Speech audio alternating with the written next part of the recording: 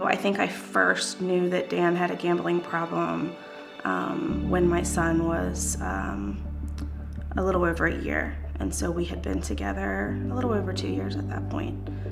At first I just thought it was a hobby, because I didn't understand that it could even be an addiction. The gambling affected our marriage negatively because when I realized there was a gambling issue, I tried to control it. So he was essentially kind of a prisoner in his own home. I tried to manage it, guilt him, change him, and we kept it a secret. Shortly after his mother passed away and we had our second child, Charlie, he had went on a gambling bender in New York. It went the entire summer, and so he essentially went to get ice cream with my son and came back and dropped him off and left. I knew that he wasn't coming back. And Dan and I had no contact for 6 months. And I would hear things, I knew that he was in New York. I knew that he was with this group of people that he believed to be his friends. I knew that he was sometimes sleeping in a car. I knew that he was broken. And I had a lot of compassion for him. So I just explained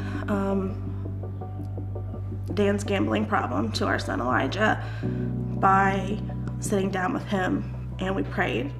And I told him that it wasn't his fault and that I wanted him to know the real reason our family was struggling. And I just told him that it was okay to love Dan and be mad at him, but that at this point we were going to still be a family, and we were going to take care of ourselves. And for the first time, I knew that I could give up control of that. And the reason I knew I could give up control of it is because my family and friends kind of stepped in to be that community for us. And then I realized it became abundantly clear that, God was in this, even though it was painful, that he would take care of us. I decided to fight for my marriage because I knew that he loved us, even there were times I didn't feel it.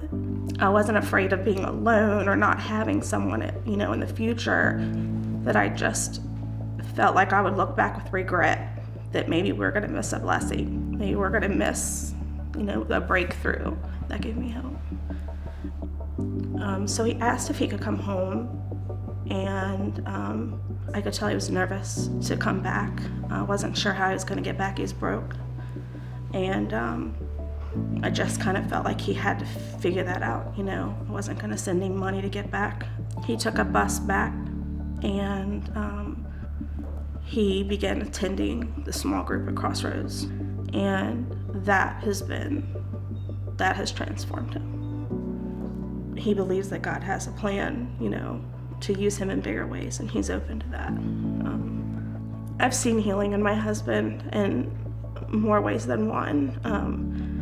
I think he has the father that he's always been looking for and didn't realize it. He's not an emotional guy. He's not someone who thought that he needed relationships, needed people building into him, but he realizes now that he needed that. He needed someone other than me that believed and loved him. I think for the first time, he knows how to be a father. He knows how to be a husband, and he is leading our family for the first time ever. So that's the most awesome thing.